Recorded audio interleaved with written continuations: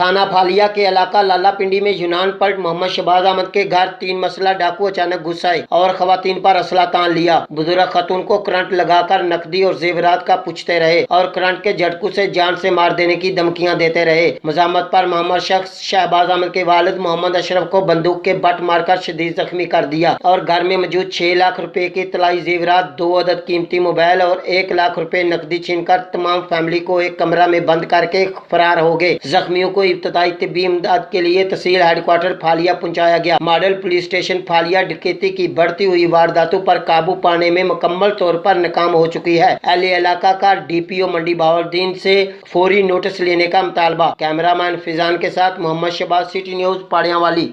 हम लाते हैं top news, आपके फेवरेट टॉक शोज और अनलिमिटेड एंटरटेनमेंट सिर्फ यूट्यूब पर। अगर आपने अभी तक हमारा चैनल सब्सक्राइब नहीं किया तो अभी सब्सक्राइब करें और बेल आइकॉन को क्लिक करके हमारी लेटेस्ट वीडियोस के बारे में अपडेट जानें।